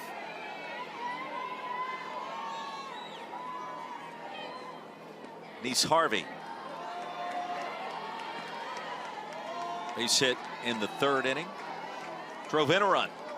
286 on the year.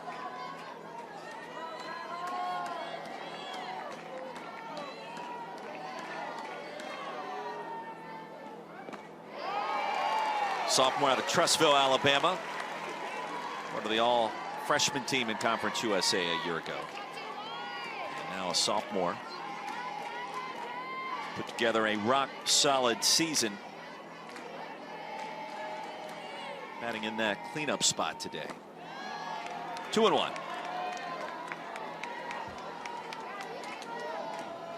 Harris doing a good job at driving that ball back up the middle. I think right now Harvey's role isn't to hit a 7-run bomb. It's to just pass the bat and have a good at bat. Could you imagine if they had those? Foul territory and dropped. Evelyn was running.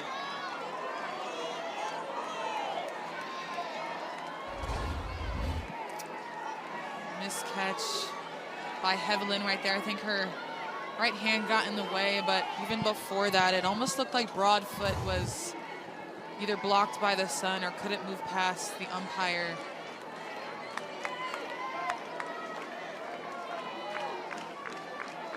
Pitch 39 from Torrance is fouled back.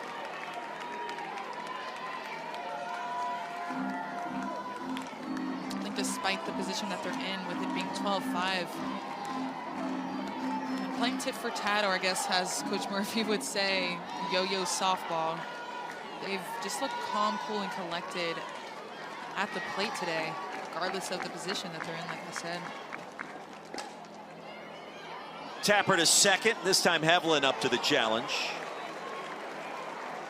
And Harvey came down awkwardly after reaching first.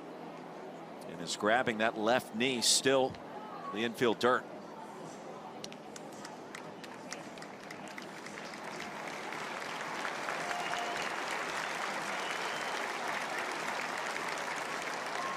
See the crowd clapping as she walks off the field. I hope that Harvey is okay.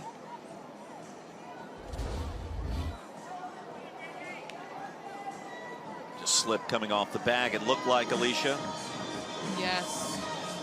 I think sometimes it's a little tough to get your footing right when you have long strides going down to first base. Might have shortened one stride and elongated the other, causing her footwork to mess up and slip over first base. But nonetheless, a productive at bat, moving Harris over into scoring position on second base.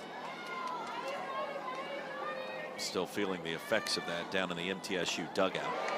Garcia could not check her swing.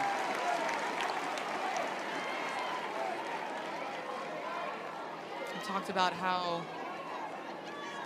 good it feels as a pitcher to have the insurance runs that Torrance has. I mean, it just allows you to pitch freely. That'll stay in play in foul territory for Allie Shipman. Well, she stuck with it and it paid off. Out number 2. A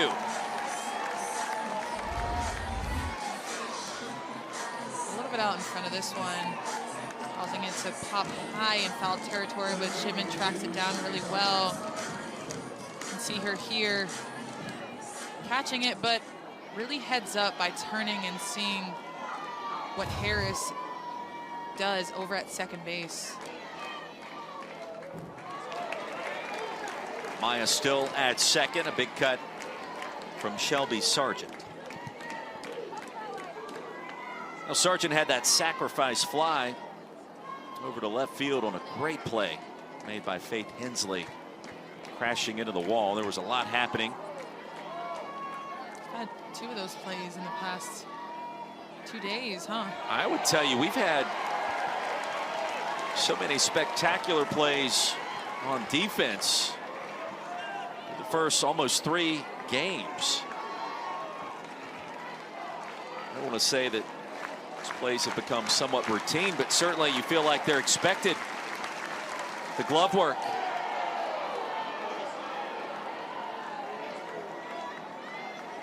Shows we talked about the grit with these teams, knowing how big these moments are and playing it out on the line. Diving catches, some catches on the wall, some leaping grabs. Outside corner and a called strike 3. Players. Look forward to that. And as we welcome you back here in Tuscaloosa. 12-5, top of the 6th inning. 5, 6, and 7 due up first for the Crimson Tide, who lead it over the champions out of Conference USA. Allie Shipman, the 2-0 count.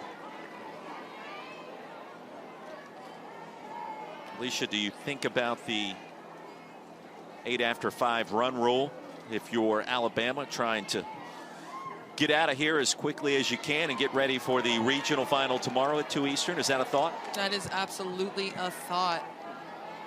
If I'm Alabama, if I'm a player in the dugout, I want to get back into the locker room as quickly as possible. Going into the home stretch of the season, you want to be as fresh as possible. Garcia at third picks it cleanly for out number 1.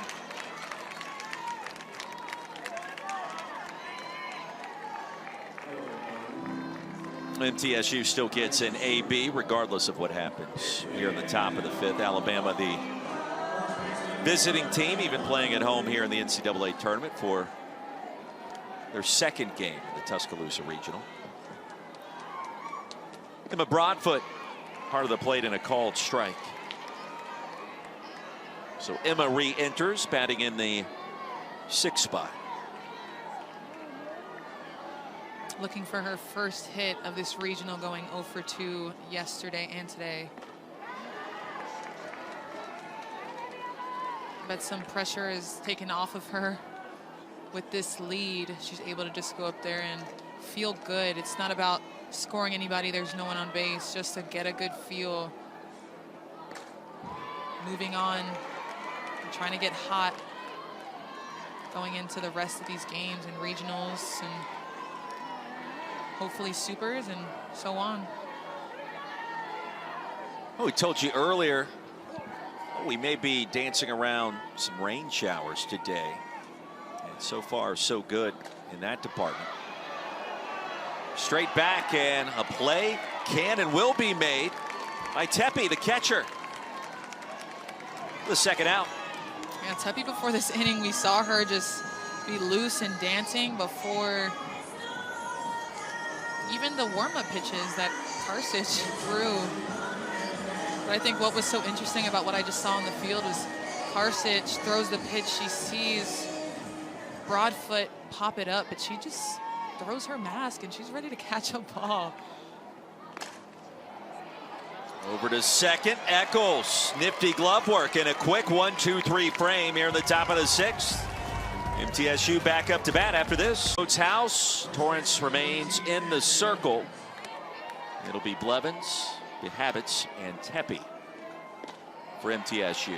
Blue Raiders could be looking at 2 games today, certainly a thought, with just 6 outs to work with, trailing by 7.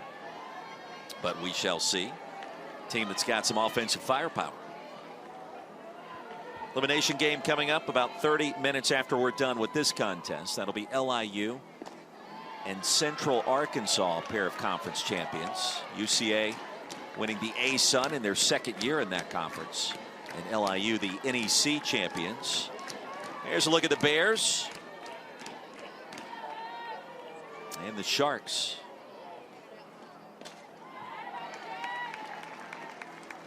Two and 1 to Blevins. Well, so many big plays in this game, it's hard to kind of pinpoint just 1 or 2, but Blevins, the home run, also involved in the dribbler over to first that resulted in 2 errors. She has been incredible in that department this year. Bit unlucky in that sequence off the bat, Jenna Johnson. And we talked about how in those big moments, you kind of have to control your heartbeat and make those plays. Because a lot of the time they do come back and bite, as it did.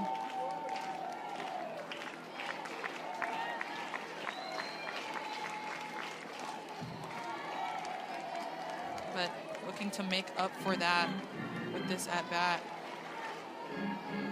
Torrance just doing a really great job right now in the circle. Pitching 2.2 innings and only giving up 1 hit. She struggled to find the strike zone a little bit more today than she did last night, but nonetheless still getting the job done in the circle. Yeah, 2 2/3. You mentioned the one hit, a couple of strikeouts, one walk. That's it.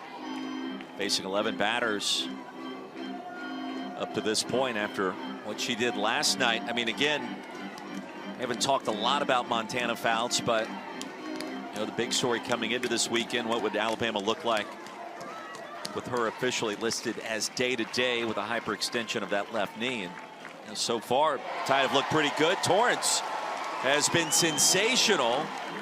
4 strikeouts for 21 in crimson. Torrance, we already talked about her being phenomenal. Had a conversation with Patrick Murphy talking about how much movement that she has, and you can see such tight spin with this curveball in the outer half. Levens just couldn't catch up.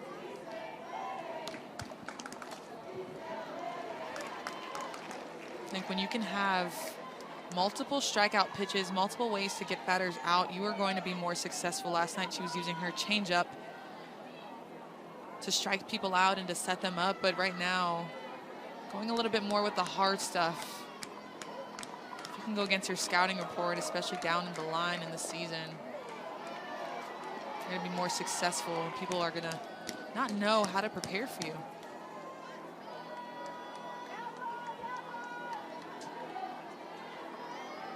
And we saw Montana Fouts in the bullpen for the Crimson Tide earlier, talking Alex Salter, who got the start today. How about that pick by Prangy?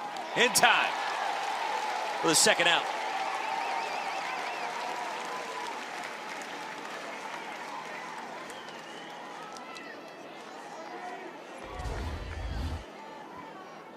Torrance just letting the defense work, and Prangy, the hot corner, just turns over, gets that backhand, sets her feet, makes a strong throw to first base, getting the second out of the inning. I mean, that was some fundamental softball.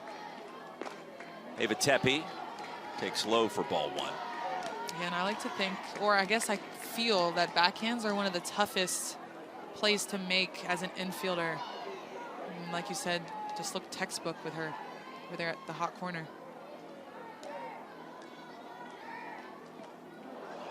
And Tepe aboard after being hit by a pitch for the second time today. She's like a ball magnet right now, isn't she? Yeah, she wasn't leaning in any direction that time. It just came too far inside. Well, technically, she didn't lean in the last one either. That's right? correct. She got first base. Thank you. Well said. But, you know, I'm curious to know how her knee is doing with the brace on it. She even wears it under her catcher's gear. She did get hit in that right knee. Doing the stinky leg. She's telling me it's okay. I just love that about Middle Tennessee. Their energy's always high. They're always dancing. They're always smiling. I said it earlier. Yesterday they were gritting to Hannah Montana. And if you can gritty to Hannah Montana, then we know you're having a good time.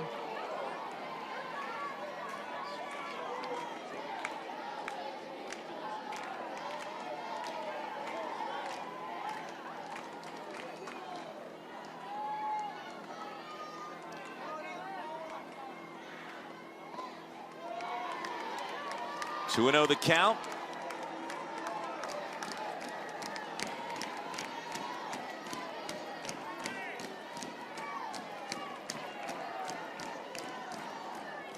All the action in this game really happening in those first 4 innings.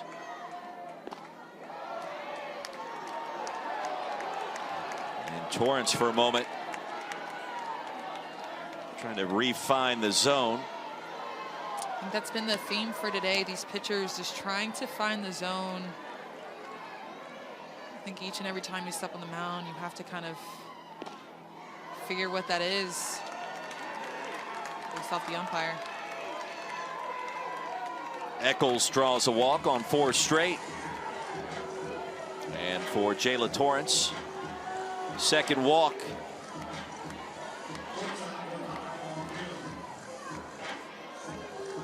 Well, here's where MTSU could try to get right back in it. Laura Mueller.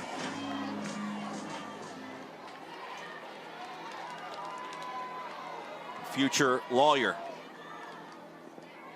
Maybe run the world someday. Teammates spoke very highly of her yesterday, and her coach as well. I say yesterday, I mean earlier this week. That was a couple of days ago, yeah, right? Getting mixed up.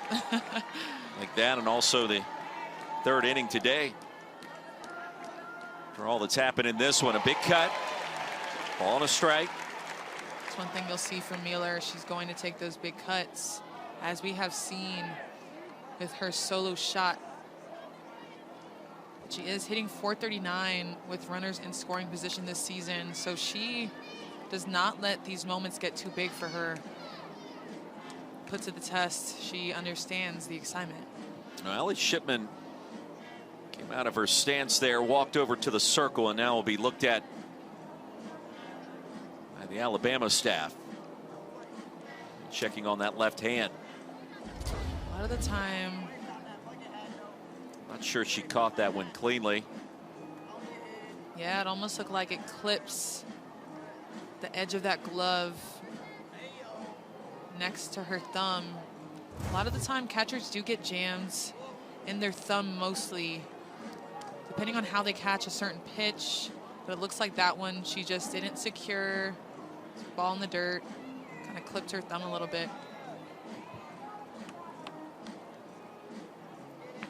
Tell me what it's like for LIU and Central Arkansas waiting for this game to end before they can start their elimination game. That's got to be mentally taxing. You see the Bears, told you about the Sharks, the conference champions. That game was supposed to start right about now. Instead, we're in the bottom of the sixth. A lot of softball left to be played. Yeah, most definitely a lot of softball left to be played. Team midday here in Tuscaloosa. Fly ball to right, and Pruitt for out number 3. 12-5, seventh inning coming up next. Add some insurance against MTSU here in the top of the seventh inning. I think they've already got enough insurance. You can never have too much insurance. Have too much. You can't. That's what my life insurance salesman always likes to say, right? Right. I used to say, back at Florida, we're going to get some All-State right now. Like it. What a start of postseason play for Haviland. Straightaway center here, Sargent, the middle of that Alabama logo for the first out. Not a home run, but definitely sent into the sky like her home runs were in left field. Yeah, I think you and I are both a little surprised that one didn't exit the ballpark, given the swings she's made already. Yeah, she's taking big hacks. Until she wanted that one. Karsich got the start. Came back in. A couple of MTSU pitchers trying to find that strike zone back in the eventful fourth inning. And she started to settle things back down nicely. Cameron Karsich, 5 1/3 innings. 4 hits, 4 runs. Only one of those earned on the afternoon. Kristen White takes low and away. Yeah, she's been holding her own in the circle tonight. I think despite what the Raiders have been up against, she's been looking confident, collected on the mound. Over to short, and Mueller will climb the ladder for a brief moment.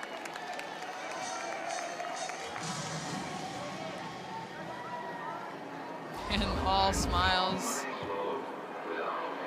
as Mueller makes this catch, leaping up. Love the celebrations. We love a good celebration. And she has not lost an ounce of mojo.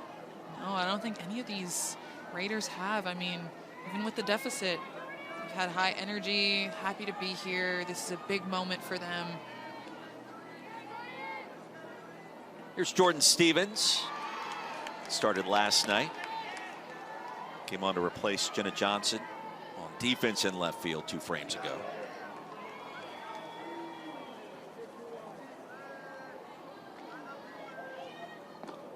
Coming up in the bottom of the 7th. 3, 4, and 5 for the Blue Raiders. Harris, Harvey, and Garcia. Stevens just a sophomore out of Tampa. Karsich in the circle has retired 9 straight, looking for number 10. And Mealer will provide that number. 1, 2, 3 has been the difference. 3, 4, and 5, Harris, Harvey, and Garcia. Jayla Torrance remains in the circle. What a start it has been for Alabama. First against LIU late last night. The quick turnaround, no problem. And the power surge for the hard-hitting second baseman, and Callie Hevelin. 2 home runs, 1 last night, 1 today. Little blooper, that'll be tracked down. There she is on defense. Out number 1. Trying to close the door. Middle Tennessee right now after making error earlier. Coming out and holding second base down now.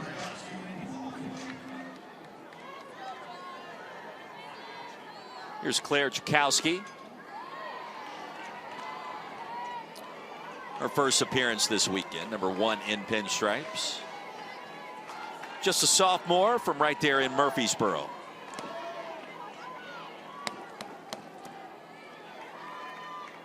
She'll come on to pinch hit for Anise Harvey. Torrance hit the top of the plate that time. It's 2-0. I think with her coming in and pitch hitting, just means that Coach Breeden just has the utmost confidence in her coming in producing, or at least having a good at bat.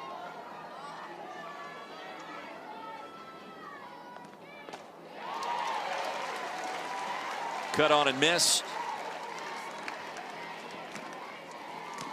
Really big swing. I mean, she had a hitter's count. It was only right to take a hack on a pitch that she saw big.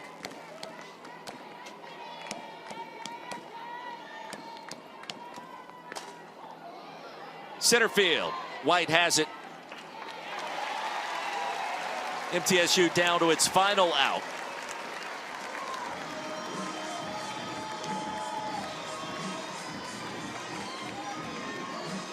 And what a game to start our triple header here in the Tuscaloosa Regional.